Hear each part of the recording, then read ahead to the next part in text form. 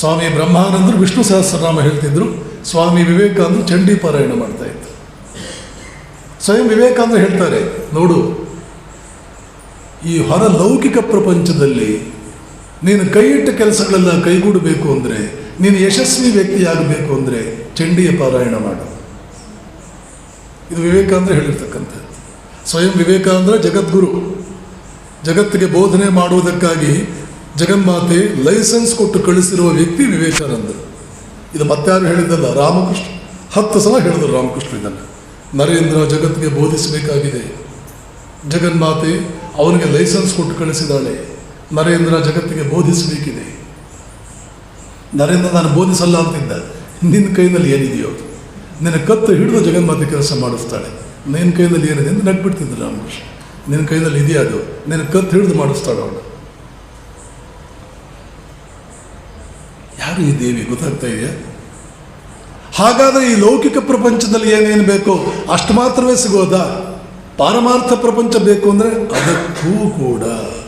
ಅದಕ್ಕೂ ದಾರಿ ಮಾಡಿಕೊಡ್ತಾಳೆ. ಹಾಗಾದರೆ ದೇವಿ ಏನು ಕೊಡಲ್ಲ? ದೇವಿ ಏನು ಕೊಡಲ್ಲ? ಪ್ರಶ್ನೆ ಹಾಕ್ತೀರಾ? ನನ್ನ ಉತ್ತರ ಏನು ಕೊಡಲ್ಲ?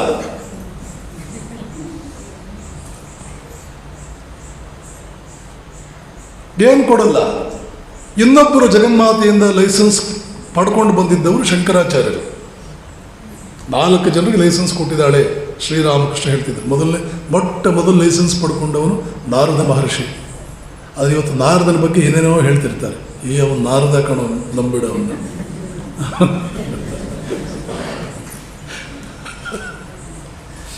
ಮೊಟ್ಟ ಮೊದಲು ಲೈಸೆನ್ಸ್ ಪಡ್ಕೊಂಡವನು ನಾರದ. ಆಮೇಲೆ ಭಗವಾನ್ ಶುಕ ಮಹರ್ಷಿ, ವ್ಯಾಸನ ಮಗ. ಆಮೇಲೆ ಶಂಕರಾಚಾರ್ಯರು ಹೇಳ್ತಾರೆ, ಅನ್ನಪೂರ್ಣೆ ಮುಂದೆ ನಿಂತು ಕಾಶಿಯಲ್ಲಿ ಶಂಕರಾಚಾರ್ಯರು ಸ್ತೋತ್ರ ಮಾಡಿದ್ದಾರೆ, ಅನ್ನಪೂರ್ಣ ಸ್ತೋತ್ರ. ಕಣ್ಣಲ್ಲಿ ನೀರು ಬರುತ್ತೆ. ಹೇಳುವ ಒಳ್ಳೆಯ ರಾಗದಲ್ಲಿ ಅದನ್ನು ಹೇಳಿಬಿಟ್ರೆ ಏನೆಲ್ಲ ಹೇಳಿದ್ದಾರೆ. ಅನ್ನಪೂರ್ಣ ಸ್ತೋತ್ರ ಅಷ್ಟೇ ಅಲ್ಲ, ದೇವಿಯನ್ನು ಕುರಿತು ಹಲವಾರು ಸ್ತೋತ್ರಗಳು. ಒಂದು ಕಡೆ ಅಂತ ಹೇಳ್ತಾರೆ, ಅಮ್ಮ ನಾನು ಎಷ್ಟು ಕೆಟ್ಟವನೇ ಇರಲಿ, ಆದರೆ ನೀನು ಕೃಪೆ ಮಾಡಲೇಬೇಕಲ್ಲ, ಬೇಕಾದಷ್ಟು ಕೆಟ್ಟವನೇ ನಾನು. ಅವ್ರು ಕೆಟ್ಟವರಲ್ಲ ಪಾಪ, ಕೆಟ್ಟವ್ರು ಯಾವತ್ತೂ ನಾವು ಕೆಟ್ಟವರು ಅಂತ ಹೇಳ್ಕೊಳ್ಳಲ್ಲ. ನಮ್ಮಂಥ ಒಳ್ಳೆಯವ್ರ ಜಗತ್ತಿನಲ್ಲಿ ಯಾರೂ ಇಲ್ಲ ಅಂತ ಹೇಳ್ಕೊಳ್ಳೋದು. ಯಾವಾಗ ಬಹಳ ಒಳ್ಳೆಯವರು ಇರ್ತಾರೆ, ದೋಷವೇ ಇಲ್ಲ, ಅವ್ರು ಹೇಳ್ಕೊಳ್ತಿರ್ತಾರೆ ನಾನು ಕೆಟ್ಟವನು. ಕಬೀರ ಹೇಳ್ತಾನೆ, ಜಗತ್ತಿನಲ್ಲಿ ಕೆಟ್ಟವನನ್ನು ಹುಡ್ಕೋದಕ್ಕೆ ಹೊರಟೆ, ಕೆಟ್ಟವ್ರು ಯಾರೂ ಸಿಗಲೇ ಇಲ್ಲ, ನನ್ನನ್ನು ನಾನು ನೋಡಿಕೊಂಡ್ರೆ ನನಗಿಂತಲೂ ಕೆಟ್ಟವ್ರು ಯಾರಿಲ್ಲ, ಆದರೆ ಕಬೀರ್ನಿಗಿಂತಲೂ ಒಳ್ಳೆಯವ್ರು ಯಾರಿಲ್ಲ, ಅವನಿಗಿಂತಲೂ ಒಳ್ಳೆಯವ್ರು ಯಾರಿಲ್ಲ. ಆದರೆ ಅವನು ಹೇಳ್ತಾನೆ ನನಗಿಂತಲೂ ಕೆಟ್ಟವ್ರು ಯಾರೇ ಇಲ್ಲ. ನಾನು ಕೆಟ್ಟವನು ಅಂತ ಹೇಳ್ಕೊಳ್ಳಲ್ಲ.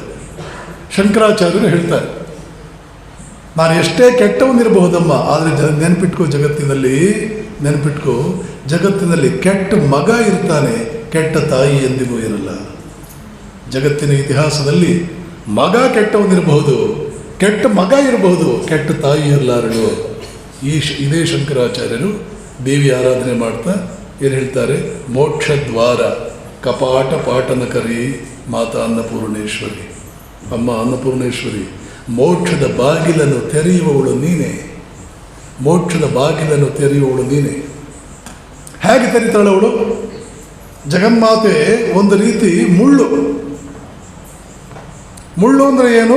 ಪ್ರಗತಿಗೆ ಮುಳ್ಳು ಚುಚ್ಕೊಂಡ್ಬಿಟ್ರೆ ನಡೆ ನಿಂತು ಹೋಗುತ್ತೆ, ಇಲ್ಲ ಅಂತಂದರೆ ನಿಧಾನವಾಗುತ್ತೆ. ಒಂದು ರೀತಿ ಮುಳ್ಳವಳು. ಆದ್ದರಿಂದ ಮಾಯಾ ನಮ್ಮ ಪ್ರಗತಿಗೆ ಅಡ್ಡಿ ಅಂತ ಎಷ್ಟೋ ಜನ ಅಂದ್ಕೊಳ್ಬಹುದು. ನಡೆಯೋಕ್ಕಾಗ್ತಾ ಇಲ್ಲ, ಬೇಗ ಹೋಗೋದಕ್ಕಾಗ್ತಾ ಇಲ್ಲ, ಮುಳ್ಳು ಚುಚ್ಕೊಂಡಿದೆ. ಆವಾಗ ಜ್ಞಾನಿ ಆದವನು ಹೇಳ್ತಾನೆ, ದಡ್ಡ, ಮುಳ್ಳು ಚುಚ್ಕೊಂಡ್ರೆ ಏನಂತೆ, ಇನ್ನೊಂದು ಮುಳ್ಳನ್ನೇ ಯೂಸ್ ಮಾಡಿಕೊಂಡು ಈ ಮುಳ್ಳನ್ನು ತೆಗಿ. ಮುಳ್ಳು ಚುಚ್ಕೊಂಡ್ರೆ ಏನು ಮಾಡ್ತೀರಿ ನೀವು? ಸೂಜಿ ತಗೊಳ್ತೀರಿ, ಅದು ಮುಳ್ಳೇ ಅಲ್ವಾ? ಒಳಗಡೆ ಹೋಗಿರೋ ಮುಳ್ಳಿನ ದೊಡ್ಡಪ್ಪ ಅಷ್ಟೇ, ಅದು ದೊಡ್ಡದಾಗಿದೆ. ಸೂಜಿ ತಗೊಂಡು ಒಳಗಡೆ ಹೋಗಿರೋ ಮುಳ್ಳನ್ನು ಕೆತ್ತಿ, ಸುತ್ತು ಚರ್ಮ ಕೆತ್ತಿ, ಆಮೇಲೆ ಒಂದು ಸಣ್ಣ ಉಗುರು ಬೆಳೆದಿದ್ರೆ ಹಿಂಗೆ ಅಂದ್ಕೊಂಡು ತೆಗೆದು ಬಿಡ್ತೀರಿ, ಬಿಸಾಕ್ತೀರಿ. ಆ ಕಡೆ ಬಿಸಾಕಿ ಆ ಮುಳ್ಳನ್ನು ಬಿಸಾಕ್ತೀರಿ, ಈ ಸೂಜಿನ ಮುಳ್ಳನ್ನು ಅದರ ಜಾಗದಲ್ಲಿ ಇಡ್ತೀರಿ. ಏಕೆಂದರೆ ಮುಳ್ಳುಗಳು ಭಾಳ ಜಗತ್ತಿನಲ್ಲಿ, ಮತ್ತು ನಾಳೆಗೆ ಬೇಕಾಗ್ಬೋದು. ಜಗನ್ಮಾತೆ ಮುಳ್ಳು ಚುಚ್ಚಿಕೊಂಡ ಮುಳ್ಳು ಅವಳೇ, ಚುಚ್ಚಿಕೊಂಡ ಮುಳ್ಳನ್ನು ಹೊರಕ್ಕೆ ತೆಗೆದ ಮುಳ್ಳು ಅವಳೇ. ವ್ಯವಹಾರ ಅಂದರೆ ಇಷ್ಟೇ. ಏನು ಗೊತ್ತಾ ವ್ಯವಹಾರ ಅಂದರೆ? ಸುಮ್ಮನೆ ನಮ್ಮ ಪಾಡಿನ ನಾವು ಆರಾಮಾಗಿರ್ಬೋದು, ಆದರೆ ನಮ್ಮ ಪಾಡಿನ ನಾವು ಆರಾಮಾಗಿರ್ಬೋದು, ಸುಮ್ಮನೆ ಇದ್ದರೆ ಆರಾಮಾಗಿರ್ಬೋದು. ಸುಮ್ಮನೆ ಇರೋದಕ್ಕಿರೋಷ್ಟು ಕಷ್ಟ ಜಗತ್ತಿನಲ್ಲಿ ಇನ್ಯಾವುದೂ ಇಲ್ಲ. ಎಲ್ಲದಕ್ಕಿಂತಲೂ ಕಷ್ಟ ಈ ಪ್ರಪಂಚದಲ್ಲಿ ಅಂದರೆ ಸುಮ್ಮನೆ ಇರೋದು. ವ್ಯವಹಾರ ಮಾಡೋಕೆ ಹೊರಟಿಯೋ ರಾಮಕೃಷ್ಣ ಹೇಳ್ತಾರೆ, ಎಷ್ಟೇ ಎಚ್ಚರಿಕೆಯಿಂದ ಇರು, ಎಷ್ಟೇ ಎಚ್ಚರಿಕೆಯಿಂದ ಮಸಿ ಬಳಿದಿರ್ತಕ್ಕಂಥ ಕೋಣೆಯಲ್ಲಿ ಒಂದು ಸ್ವಲ್ಪ ಮಸಿ ಅಂಟ್ಕೊಂಡೇ ಬಿಡುತ್ತೆ. ವಿವೇಕಾನಂದರೇ ಹೇಳ್ತಾರೆ, ಸ್ವಯಂ ವಿವೇಕಾನಂದ ಹೇಳ್ತಾರೆ, ಎಷ್ಟು ಎಚ್ಚರಿಕೆಯಿಂದ ಇದ್ದರೂ ಕೂಡ ವ್ಯಾವಹಾರಿಕ ಪ್ರಪಂಚಕ್ಕೆ ನಾವು ಇಳಿದ್ರೆ ಎಲ್ಲೋ ಒಂದು ಕಡೆ ಪಾವಿತ್ರ್ಯಕ್ಕೆ ಒಂಚೂರು ಧಕ್ಕೆಯಾಗಿಬಿಡುತ್ತದೆ. ಆದ್ದರಿಂದ ಇಲ್ಲಿಂದ ಅಮೆರಿಕಕ್ಕೆ ಹೋಗುವಾಗ ವಿವೇಕಾನಂದರು ಒಂದಷ್ಟು ಗಂಗಾ ಜಲ ತಗೊಂಡು ಹೋಗಿದ್ದರು. ಆ ಅಮೆರಿಕಾದ ಅದು ಭೋಗ ಭೂಮಿ, ಅಲ್ಲಿ ಅಷ್ಟು ಚಳಿ ಇದ್ದರೂ ಮೈ ಮೇಲೆ ಬಟ್ಟೆ ಹಾಕ್ಕೊಳ್ಳು ಅಂದ್ರೆ ಆಗಲ್ಲ ಅವ್ರಿಗೆ. ಚಳಿ ಇರೋ ಕಡೆ ಜಾಸ್ತಿ ಬಟ್ಟೆ ಹಾಕೋಬೇಕು ತಾನೆ. ಆದರೆ ಯಾಕೋ ಬಟ್ಟೆ ಕಂಡ್ರೆ ಅಲರ್ಜಿ. ಆ ಪಾಶ್ಚಾತ್ಯ ಪ್ರಪಂಚವೇ ಹಾಗೆ. ಆದ್ದರಿಂದ ಗಂಗಾಜಲ ತಗೊಂಡು ಆವಾಗ ಒಂದು ಸ್ವಲ್ಪ ಬಾಯಿಗೆ ಹಾಕ್ಕೊಳ್ತಿದ್ರು.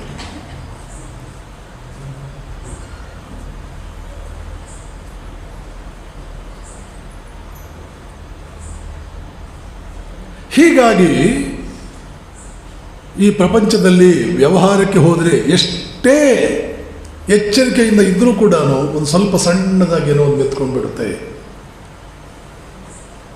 ಆದ್ದರಿಂದ ಮನ ಚಲೋ ನಿಜ ನಿಕೇತನೆ ಅಂತ ಇದೇ ನರೇಂದ್ರ ರಾಮಕೃಷ್ಣ ಹತ್ರ ಒಂದು ಹಾಡು ಹೇಳ್ತಾನೆ.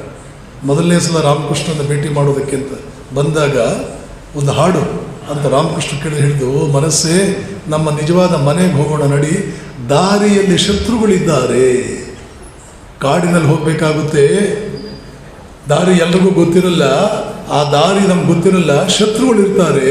ಆದರೆ ಶಮಾದಮ ಅನ್ನುವಂಥ ಅಸ್ತ್ರಗಳನ್ನು ಉಪಯೋಗಿಸಿ ನಾವು ಶತ್ರುಗಳಿಂದ ಪಾರಾಗಬಹುದು. ಅದರ ಅರ್ಥ ಇದೇನೆ, ಈ ಜಗನ್ಮಾತೆ ಎರಡು ರೂಪದಲ್ಲಿ ಪ್ರಪಂಚದಲ್ಲೆಲ್ಲ ತಾಂಡವವಾಡ್ತಾಳೆ.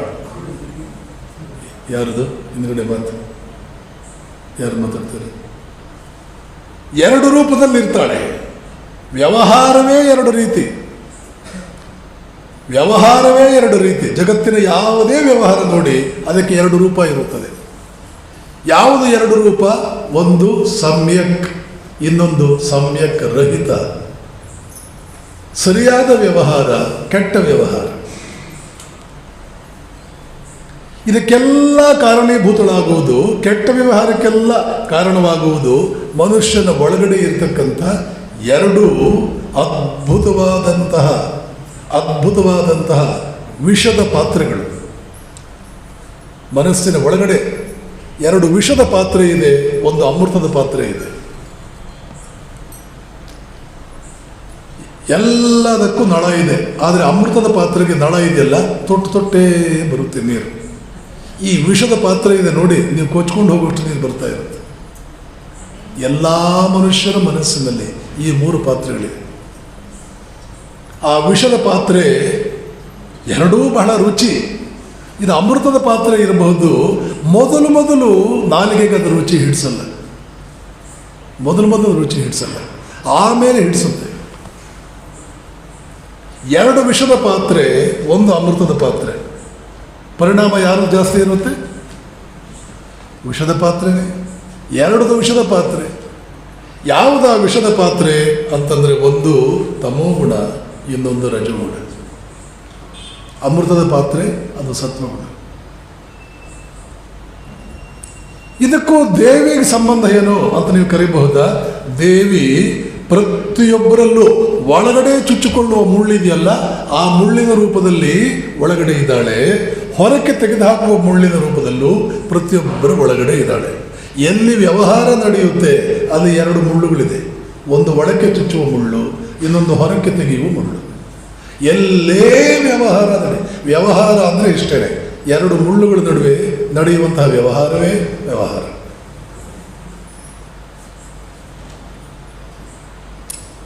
ಪಾಪ ಯಾಕೆ ಮಾಡ್ತಾನೆ ಮನುಷ್ಯ? ಅರ್ಜುನ ಕೃಷ್ಣನನ್ನು ಕೇಳ್ತಾನೆ ಭಗವದ್ಗೀತೆ. ಅಥ ಕೇನ ಪ್ರಯುಕ್ತೋಯಂ ಪಾಪಂ ಚರತಿ ಪುರುಷಃ ಅವಿಚ್ಛಿನ್ನಪಿ ವಾರ್ಷ್ಣೇಯ ಬಲಾದಿವ ನಿಯೋಜಿತ. ಬೆಳಗ್ಗೆ ಎದ್ದು ನಿರ್ಧಾರ ಮಾಡ್ತೀನಿ, ಇವತ್ತು ಒಂದೂ ಪಾಪ ಮಾಡಬಾರ್ದು, ನಿರ್ಧಾರ ಮಾಡ್ಕೊಂಡು ಹಾಸಿಗೆ ಎದ್ದು ಬರ್ತಾನೆ, ಬೇರೆ ದಿನಗಳಿಗಿಂತ ಸ್ವಲ್ಪ ಜಾಸ್ತಿ ಪಾಪ ಮಾಡಿರ್ತಾನೆ. ಯಾಕೆ? ಅರ್ಜುನ ಹೇಳ್ತಾರೆ, ಬಲವಂತವಾಗಿ ಯಾರೋ ಕೈ ಹಿಡಿದು ನಮ್ಮ ಕೈನಲ್ಲಿ ಪಾಪ ಮಾಡಿಸ್ತಾ ಇದ್ದಾರೆ ಅನ್ನೋ ರೀತಿಯಲ್ಲಿ ಮಾಡ್ತೀವಲ್ಲ ಕೃಷ್ಣ. ಅವಿಚ್ಛಿನ್ನಪಿ, ಕೈ ಹಿಡಿದು ಬಲವಂತ ಮಾಡಿ ಯಾರೋ ಮಾಡಿಸ್ತಾ ಇದ್ದಾರೆ. ಅವಿಚ್ಛಿನ್ನಪಿ ವಾರ್ಷ್ಣೇಯ, ಬಲಾದಿವ ನಿಯೋಜಿತ, ಬಲಕ್ಕೆ ಒಳಪಟ್ಟು ಮಾಡ್ತಾ ಇದ್ದೀವಿ ಅನ್ನೋ ಹಾಗೆ. ಕೃಷ್ಣ ಹೇಳ್ತಾನೆ, ರಜೋಗುಣ ಸಮುದ್ಭವ, ಒಳಗಡೆ ರಜೋಗುಣ ಅಂತ ಒಂದು ಇದೆಯಲ್ಲ ಹಂಡೆ, ಆ ಹಂಡೆಯಿಂದ 2 ನಳಗಳ ಮೂಲಕ ನೀರು ಬರ್ತಾ ಇದೆ. ಒಂದು ಕಾಮ, ಇನ್ನೊಂದು ಕ್ರೋಧ. ಕಾಮಯೇಷ ಕ್ರೋಧಯೇಷ ರಜೋಗುಣ ಸಮುದ್ಭವ. ಇನ್ನೊಂದು ಹಂಡೆ ಅದು ತಮೋಗುಣದ ಹಂಡೆ. ಆ ಹಂಡೆ ಏನು ಮಾಡುತ್ತೆ? ಈ ರಜೋಗುಣ ಅನ್ನುವಂಥ ಪಾಪಗಳಿಂದ ಪಾರಾಗೋದಕ್ಕೆ, ಆ ಪಾಪಗಳಿಂದ ಪಾರಾಗೋಣ, ಇದು ವಿಷ, ಇದಕ್ಕೆ 2 ಇದೆ, ಇದಕ್ಕೆ ಬಹಳ ದುಷ್ಪರಿಣಾಮಗಳಿದೆ ಅಂತ ಹೇಳಿಬಿಟ್ಟು ಯಾರಾದರೂ ಹೇಳಿದ್ರೆ ಅದನ್ನು ತಿನ್ನಬೇಡವೋ, ಅದು ಒಳ್ಳೆಯದಲ್ಲ, ಆ ವಿಷ ಕುಡಿಬೇಡ ಅಂತ ಯಾರಾದರೂ ಹೇಳಿದ್ರೆ ಮನಸ್ಸಿಗೆ ಅದು ನಾಟದಂತೆ ಮಧ್ಯೆ ಒಂದು ಗೋಡೆ ಕಟ್ಟುತ್ತೆ ಆ ಇನ್ನೊಂದು ಹಂಡೆಯಲ್ಲಿರೋ ನೀರು. ಚಿಂತನೆ, ಬೆಳಕು ಮನಸ್ಸನ್ನು ಪ್ರವೇಶ ಮಾಡಿದಂತೆ ಮಧ್ಯೆ ಗೋಡೆಯನ್ನು ಕಟ್ಟುತ್ತದೆ. ತಮೋಗುಣದ ಕೆಲಸ ಅದೇನೆ. ಬೆಳಕು ಪ್ರವೇಶಿಸದಂತೆ, ಮನಸ್ಸಿನೊಳಗೆ ಬೆಳಕು ಪ್ರವೇಶಿಸದಂತೆ ಗೋಡೆಯನ್ನು ಕಟ್ಟೋರು ಯಾರು? ಅದು ತಮೋಗುಣ. ಇದು ತಮೋಗುಣ, ಇದು ರಜೋಗುಣ, ಇದು ಅಮೃತದ ಹಂಡೆ, ಇದು ವಿಷದ ಹಂಡೆ, ಇದು ಮಧ್ಯೆ ಇರೋ ಗೋಡೆ. ಇದಕ್ಕೂ ದೇವಿಗೂ ಏನು ಸಂಬಂಧ? ದೇವಿ ನಿಮ್ಮ ಒಳಗಡೆ ಕುಳಿತುಕೊಳ್ಳುವುದೇ, ಅವಳು ಕುಳಿತುಕೊಳ್ಳುವ 100 ರೂಪಗಳಲ್ಲಿ ಇದು ಒಂದು ಒಳಗೆ ಹೋಗುವಂತಹ ಮುಳ್ಳಿದೆಯಲ್ಲ, ಆ ಮುಳ್ಳಿನ ರೂಪ ಇರೋದು ಹೇಗೆ? ಇನ್ನು ಹೊರಕ್ಕೆ ತೆಗೆದುಹಾಕೋದಕ್ಕೊಂದು ಮುಳ್ಳು ಬೇಕಲ್ಲ, ಆ ಮುಳ್ಳು ಯಾವ ರೂಪದಲ್ಲಿದೆ? ಬುದ್ಧಿ. ಬುದ್ಧಿಯ ರೂಪದಲ್ಲಿ ಹೊರಕ್ಕೆ ತೆಗೆದು ಹಾಕುವಂತಹ ಮುಳ್ಳು ಇದೆ. ಆದ್ದರಿಂದ ಕೃಷ್ಣ ಅರ್ಜುನ್ ಹೇಳ್ತಾನೆ, ಅರ್ಜುನ ಯುದ್ಧ ಮಾಡಲ್ಲ ಅನ್ನೋ ಕನ್ಫ್ಯೂಷನ್ನಲ್ಲಿ ಇದೆಯಲ್ಲ, ಈ ಕನ್ಫ್ಯೂಷನ್ ಯಾಕೆ ಬಂದಿದೆ ಅಂದರೆ ಬೆಳಕು ಒಳಗಡೆ ಹೋಗೋದಕ್ಕೆ ಗೋಡೆ ಇದೆ ಮಧ್ಯೆ. ಏನು ಉಪಾಯ ಅಂತ ಕೇಳ್ತೀಯ? ಬುದ್ಧಿಯನ್ನು ಉಪಯೋಗಿಸು, ಇನ್ನೊಂದು ಮುಳ್ಳನ್ನು ಉಪಯೋಗಿಸು. ಬುದ್ಧವು ಶರಣಂ ಅನ್ವಿಚ್ಛ, ಬುದ್ಧಿಯೋಗ ಧನಂಜಯ, ಬುದ್ಧಿಯೋಗವನ್ನು ಅವಲಂಬಿಸು, ಇನ್ನೊಂದು ಮುಳ್ಳನ್ನು ಯೂಸ್ ಮಾಡು. ಆಯ್ತು ಕೃಷ್ಣ, ಇನ್ನೊಂದು ಮುಳ್ಳು ಉಪಯೋಗ ಮಾಡ್ತೇನೆ ಅಂತ ಶರಣಾಗತನಾದ್ನಲ್ಲ, ಶರಣಾಗತನಾದ ಮೇಲೆ ಕೃಷ್ಣ ಇನ್ನೊಂದು ಮುಳ್ಳು ಕೊಟ್ಟ. ಆ ಮುಳ್ಳನ್ನು ತೆಗೆಯೋದಕ್ಕೆ ಅದೇ ಆ ಇನ್ನೊಂದು ಮುಳ್ಳೇ ಭಗವದ್ಗೀತೆ.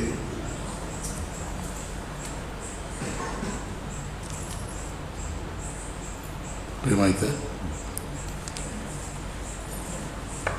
ಏನು ಆಟ ನಿಂದು ತಾಯಿ? ಯಾವ ರೂಪದಲ್ಲಿ ಹೇಗೆ ಏನೇನು ಮಾಡ್ತೀಯ? ಯಾರನ್ನು ನಾನು ಇಷ್ಟಪಡ್ತೀನೋ ಅವನನ್ನು ಧೀರನನ್ನಾಗಿ ಮಾಡ್ತೇನೆ ಅಂತಯ್ಯ, ಬೃಹಸ್ಪತಿಯನ್ನಾಗಿ ಮಾಡ್ತೇನೆ ಅಂತಂತೀಯ, ಕಾಳಿದಾಸನನ್ನಾಗಿ ಮಾಡ್ತೇನೆ ಅಂತಂತೀಯ, ಬ್ರಹ್ಮ ಪದವಿಯನ್ನು ಕೊಡಿಸ್ತೇನೆ ಅಂತಂತೀಯ, ಈ ಕಡೆ ಬೆಳಕು ಹೋಗದಂತೆ ಗೋಡೆ ಕಟ್ತೀಯ, ವಿಷ ಯಾವ ನಳದಲ್ಲಿ ವಿಷ ಬರುತ್ತೋ ಅದಕ್ಕೆ ರುಚಿ ಕೊಡ್ತೀಯ, ಅಮೃತಕ್ಕೆ ರುಚಿನೇ ಕೊಡೋದಿಲ್ಲ. ಇದೆಲ್ಲ ಏನು ಮಾಡ್ತೀಯ? ಯಾಕೆ ಮಾಡ್ತಾ ಇದೀಯ? ನಾನು ಮಾಡ್ತಾ ಇಲ್ಲ ಮಗು, ನೆನಪಿಟ್ಕೋ, ನಾನು ಮಾಡ್ತಾ ಇಲ್ಲ. ನಾನು ಆ ಮುಳ್ಳನ್ನು ಸೃಷ್ಟಿ ಮಾಡಿದ್ದೇನೆ, ಈ ಮುಳ್ಳನ್ನು ಸೃಷ್ಟಿ ಮಾಡಿದ್ದೇನೆ. 2 ಮುಳ್ಳುಗಳು ಸೃಷ್ಟಿಯಾಗಲಿಲ್ಲ ಅಂದರೆ ಪಾರಮಾರ್ಥಿಕ ಸತ್ಯ ವ್ಯಾವಹಾರಿಕ ಸತ್ಯವಾಗಿ ಪರಿವರ್ತನೆ ಆಗೋದಕ್ಕೆ ಸಾಧ್ಯವೇ ಇಲ್ಲ.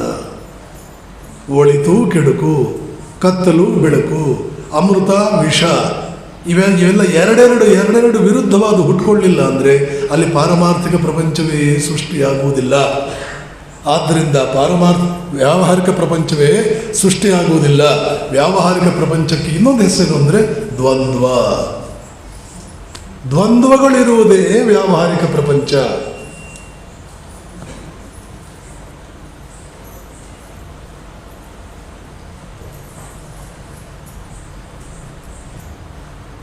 ಹೀಗಾಗಿ ದೇವಿಯ ಆರಾಧನೆ ಬಹಳ ಮುಖ್ಯ. ಇದಕ್ಕೆ ರಾತ್ರಿ ಅಂತ ಹೆಸರಿಟ್ಟಿದ್ದೀವಿ ನಾವು, ನವರಾತ್ರಿ. 2 ರಾತ್ರಿಗಳು ಬರುತ್ತೆ ನಮ್ಮ ಹಬ್ಬಗಳಲ್ಲಿ. ಹಿತ್ತಾಳೆ ಪಾತ್ರೆಯನ್ನು ತೊಳೆದು ಬಂಗಾರ ಮಾಡುವ ಈ ಹಬ್ಬಗಳೇನಿದೆಯಲ್ಲ, ಇದರಲ್ಲಿ 2 ರಾತ್ರಿಗಳು ಬರುತ್ತವೆ. ಅದ್ಭುತವಾಗಿ 2 ರಾತ್ರಿ. ಒಂದು ರಾತ್ರಿ ಪತ್ನಿ ಬರ್ತಾಳೆ, ಇನ್ನೊಂದು ರಾತ್ರಿ ಪತಿ ಬರ್ತಾನೆ. ಪತಿ ಬರುವ ರಾತ್ರಿ ಶಿವರಾತ್ರಿ. ಅದಕ್ಕಿಂತ ಮುಂಚೆ ಹೆಂಡ್ತಿನ ಕಳಿಸ್ತಾನೆ, ಅಲ್ಲಿ ಹೋಗಿ ಎಲ್ಲ ರೆಡಿ ಮಾಡು, ಆಮೇಲೆ ಬರ್ತೇನೆ ನಾನು. ನೀವೆಲ್ಲ ಹಾಗೆ ಅಲ್ಲ ಮಾಡೋದು, ನೀನು ಹೋಗಿ ರೆಡಿ ಮಾಡು, ಆಮೇಲೆ ನಾನು ಬರ್ತೇನೆ. ನವರಾತ್ರಿ ಎಂದು ತಾಯಿ ಬಂದು ಎಲ್ಲ ಒಂಚೂರು ವ್ಯವಸ್ಥೆ ಮಾಡ್ತಾಳೆ. ಶಿವರಾತ್ರಿ ಎಂದು ಮಹಾದೇವ ಬರ್ತಾನೆ. ಎರಡಕ್ಕೂ ಅರ್ಥವನ್ನು ನಾವು ನೋಡ್ತಾ ಬಂದರೆ, ನವರಾತ್ರಿಯಲ್ಲಿ ಆ ಎರಡು ಮುಳ್ಳುಗಳು ಒಳಕ್ಕೆ ಹೋಗೋ ಮುಳ್ಳಿದೆಯಲ್ಲ, ಅದನ್ನು ತೆಗೆದುಹಾಕುವುದಕ್ಕೆ ಇನ್ನೊಂದು ಮುಳ್ಳು ಇದೆ ಇಲ್ಲ, ಆ ಇನ್ನೊಂದು ಮುಳ್ಳು ಕುಣಿಯುವುದು, ದಿಗ್ಗನೆ ಏಳುವುದು, ತನ್ನ ಮಹಿಮೆಯನ್ನು ಮೆರೆಯುವುದು, ಅದು ಶಿವರಾತ್ರಿ ಎಂದು. ಇನ್ನು 15 ದಿನಕ್ಕೆ ಕಾಮನ ಹುಣ್ಣಿಮೆ ಬರುತ್ತೆ. ಶಿವರಾತ್ರಿ ಆದಮೇಲೆ 15ನೇ ದಿನಕ್ಕೆ ಕಾಮನ ಹುಣ್ಣಿಮೆ ಬರುತ್ತೆ. ಆಗ ಕಾಮನ ದಹನವಾಗುತ್ತೆ. ಕಾಮನ ದಹನಕ್ಕೆ ಶಿವರಾತ್ರಿ ಎಂದು ನಾವು ನಮ್ಮನ್ನೇ ಶಿವರಾತ್ರಿಯಿಂದ ತಯಾರಿ ಮಾಡಿಕೊಳ್ಬೇಕಾಗುತ್ತೆ. ಹಾಗೇನಾದರೂ ಕಾಮನ ದಹನವಾಯಿತಾ, ಆವಾಗ ಪರಮಾತ್ಮ ಹೇಳ್ತಾನೆ ಅಥವಾ ಜಗನ್ಮಾತೆ ಹೇಳ್ತಾಳೆ, ನಿನಗೆ ಹೊಸ ಜನ್ಮ ಬಂತು, ಇನ್ನು ಮುಂದೆ ನಿನ್ನ ಜೀವನದಲ್ಲಿ ಹೊಸದೇ ಜನ್ಮ ಬಂತು, ಇನ್ನೂ ಆರಾಮವಾಗಿರ್ತೀಯ. ಆ ಹೊಸ ಜನ್ಮವನ್ನು ನಾವು ಆಚರಿಸುವುದೇ ಯುಗಾದಿ, ವಸಂತೋತ್ಸವ. ಪ್ರಕೃತಿ ನಲಿದು ಕುಪ್ಪಳಿಸಿ ಸಂಭ್ರಮಿಸಿ ಕುಣಿತಾಳಲ್ಲ, ಅಷ್ಟು ಚಂದ ಅವಳು ಕುಪ್ಪಳಿಸೋದಿನ್ನು ಯಾವಾಗಲೂ ಇರಲ್ಲ ಒಂದು ವರ್ಷದಲ್ಲಿ, ವಸಂತ ಕಾಲದಲ್ಲಿ ಬರೋದು. ಇದು ಸನಾತನ ಧರ್ಮದಲ್ಲಿ ಹಬ್ಬಗಳನ್ನು ಜೋಡಿಸಿ ಇಟ್ಟಿರ್ತಕ್ಕಂಥ ಕ್ರಮ. ಅರ್ಥ ಮಾಡ್ಕೋಬೇಕು. ಅರ್ಥ ಮಾಡಿಕೊಂಡಾಗ ಅದರ ಶ್ರದ್ಧೆ ಜಾಸ್ತಿ ಆಗುತ್ತೆ. ಶ್ರದ್ಧೆ ಜಾಸ್ತಿ ಆದರೆ ನಿಸ್ಸಂಶಯವಾಗಿಯೂ ನಮ್ಮ ಆಚರಣೆಗಳಿಗೆ ಸರಿಯಾದ ಫಲ ಸಿಗುತ್ತದೆ. ಹೀಗೆ ನೀವೆಲ್ಲರೂ ಕೂಡಿ ಸುದ್ದಿ ಬಂತು ನನಗೆ, ನಿನ್ನೆ ಎಲ್ಲ ಕುಣಿದು ಕುಪ್ಪಳಿಸಿ ಸಂಭ್ರಮವೋ ಸಂಭ್ರಮ. ಗದಗಿನಲ್ಲಿ ಭಾಳ ಚೆನ್ನಾಗಿ ಮಾಡಿದ್ರಂತೆ. ಅದನ್ನು ಕೇಳ್ತಾ ಅರೆ ಮಿಸ್ ಮಾಡಿಕೊಂಡಲ್ಲ ಅಂತ ನನಗನ್ನಿಸ್ತು. ಆದ್ದರಿಂದ ಅಂದ್ಕೊಂಡೆ ನಾನು, ದೇವಿಯನ್ನು ಬರಮಾಡಿಕೊಳ್ಳೋಕ್ಕಾದರೂ ಅವಕಾಶ ಸಿಗಲಿಲ್ಲ, ಕೊನೆ ಪಕ್ಷ ಸೆಂಡ್ ಆಫ್ ಕೊಡೋದಿನವಾದರೂ ಬರೋಣ ಅಂತ ಹೇಳ್ಬಿಟ್ಟು ಅನ್ನಿಸ್ತು. ನಿಮ್ಮ ಭಕ್ತಿ ಶ್ರದ್ಧೆಗಳು ಹೀಗೆ ಮುಂದುವರಿಯಲಿ. ಸುಮೇಧಾನಂದರ ಭಜನೆ, ಜಗನ್ನಾಥಾನಂದರ ಪೂಜೆ, ಹೋಮ ಮತ್ತು ಭವ್ಯವಾದ ಒಂದು ಆಶ್ರಮ, ಭಕ್ತರಾದ ನಿಮ್ಮ ಶ್ರದ್ಧೆ, ನಿಮ್ಮ ಭಕ್ತಿ ಇವೆಲ್ಲ ಒಟ್ಟಿಗೆ ಸೇರಿಬಿಟ್ರೆ ಏನು ಕೇಳು, ಅದೇ ಅದ್ಭುತ, ಅದೇ ಕೈಲಾಸ, ಅದೇ ದೇವಿಯ ಉಗಮಸ್ಥಾನ, ದೇವಿಯ ಲೀಲಾಸ್ಥಾನ. ಎಲ್ಲ ಲೀಲೆ ಅವಳಿದೆ. ಹೇಳೋದಕ್ಕಿಂತ ಬಹಳ ಇದೆ, ಆದರೆ ಈಗಾಗಲೇ ಚೀಟಿ ಬಂದಿದೆ. ಚೀಟಿ ಬರೋವರೆಗೂ ನಮ್ಮ ಸ್ವಾತಂತ್ರ್ಯ, ಚೀಟಿ ಬಂದ ಮೇಲೆ ಅದನ್ನು ಗೌರವಿಸಬೇಕು. ಇನ್ನೂ ಒಂದು ಕಾರ್ಯಕ್ರಮ ಇದೆ. ನಿಮಗೆಲ್ಲರಿಗೂ ಜಗನ್ಮಾತೆ 100 ಕಾಲ 1000 ರೀತಿಯಲ್ಲಿ ಕೃಪೆ ಮಾಡಿ ಕಾಪಾಡಲಿ ಅಂತ ಪ್ರಾರ್ಥಿಸಿ ನನ್ನ ಮಾತು ಮುಗಿಸ್ತೇನೆ. ಜೈ ರಾಮಕೃಷ್ಣ.